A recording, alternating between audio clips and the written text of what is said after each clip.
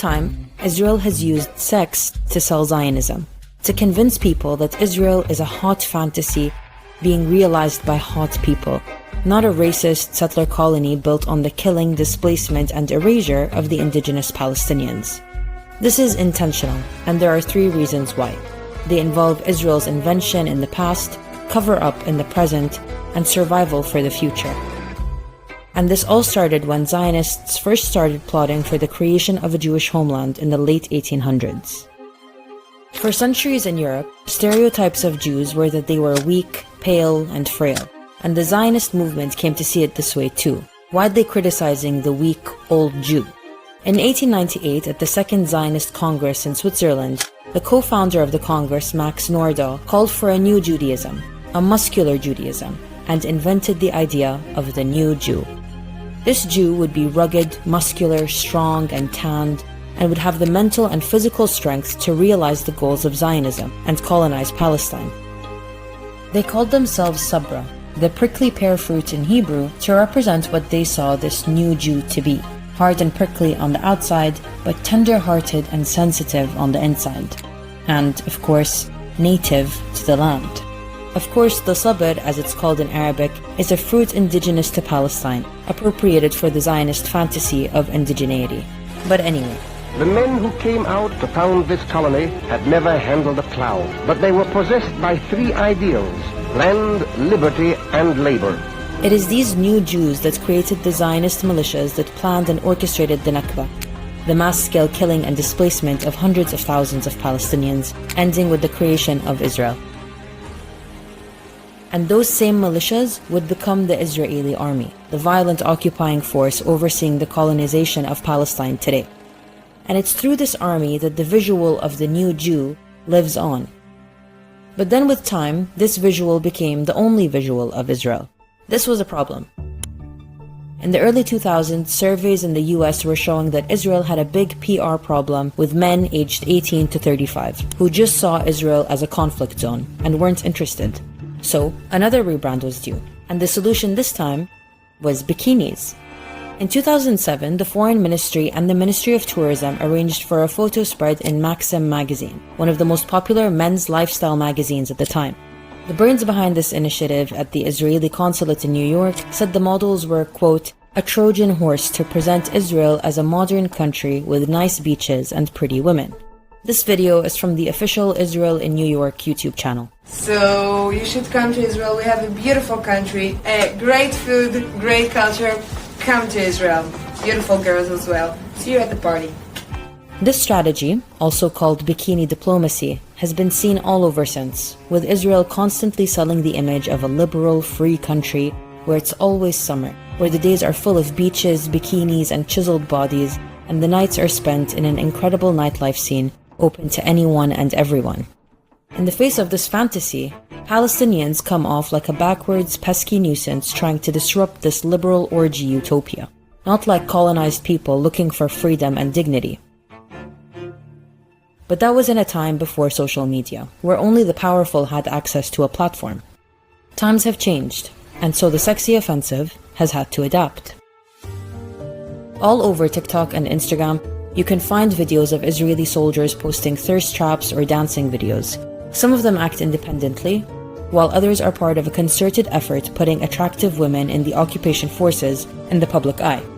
Like the women at Alpha Gun Angels, a gun modeling and social media marketing agency who sell being a colonial foot soldier as a sexy lifestyle. But listen, I've been in the army, I'm Israeli, I'm tough. Thirst traps aren't only reserved for women, but for weapons as well.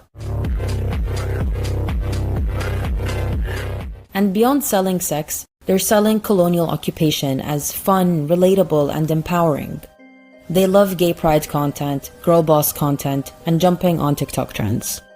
Of course, the great irony is that none of these liberal values are extended to Palestinians. They live under occupation, regardless of what they identify as. In that, colonialism does not discriminate. When the Palestinian reality started reaching people around the world, the strategy had to change. Whereas the goal before might have been to rebrand and repackage Israel, the goal now is to distract and whitewash. So bikinis were traded in for military uniforms. Fine, military occupation is a part of the reality, But it's not what you think. It's empowering and fun and sexy. Do you really think people this fun, young, and free would have it in them to commit war crimes?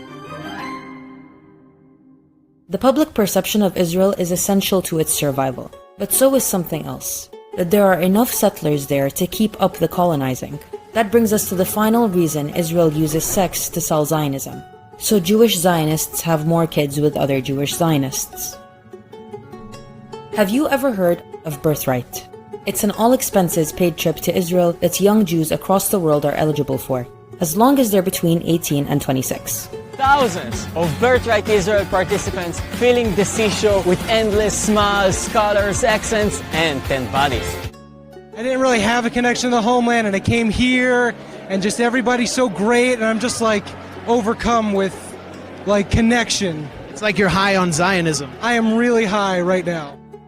The trip is sold as a journey home for young Jews to connect with Israel on an emotional and adventurous 10-day itinerary where they're accompanied by Israeli soldiers. That's not a coincidence. In the early days of Birthright, the billionaire co-founder Charles Bronfman said, quote, he was bothered that the kids on those early trips weren't bonding with their Israeli peers. His answer was developing the mifgash, the encounter, between Jewish Israeli teens and their diaspora counterparts. These encounters move very fast to what we call hormonal mifgashim. Things happen. Countless romances from the trips have blossomed into serious relationships and even marriages. And it looks like these boys and girls like each other a lot. I mean, you might have a lot of Jewish babies coming out of this trip eventually, a lot of marriages, a lot of relationships. Is that part of it? Yeah, it doesn't have to be eventually, it can be tonight. It's not a coincidence that intimacy is a part of the trip. Participants spend the whole trip with Israeli soldiers intentionally chosen to be attractive. They're taken out for nights of drinking and dancing, and some even spend a night in a fake Bedouin tent, quote, where participants sleep crowded together, a setup conducive to first kisses. I remember even on the trip that I attended, there were two Israeli soldiers who clearly were into each other. Like they very much had a vibe. And someone made a joke on the trip that you have to save yourselves for the Americans, basically clarifying that they were there to seduce us. So why is coupling so encouraged on these trips? Well, the originator of the idea for Birthright said one of his main goals was to, quote, create a situation whereby spouses are available, because at the time, intermarriage between Jews and non-Jews was at a high, which isn't great when you're trying to build an ethnocracy. To maintain a demographic majority over Palestinians, Israel needs Jews to make more Jews. So what better way to encourage reproduction and immigration than through a coming-of-age, euphoric, emotional, and adventurous trip? The reality of Israel's nation-building story is violence, displacement, dispossession, colonization, and settlement.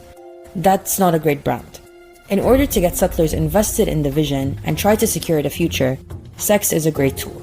Beauty and aesthetics and fun are great marketing tactics, and they have tangible outcomes, like more babies.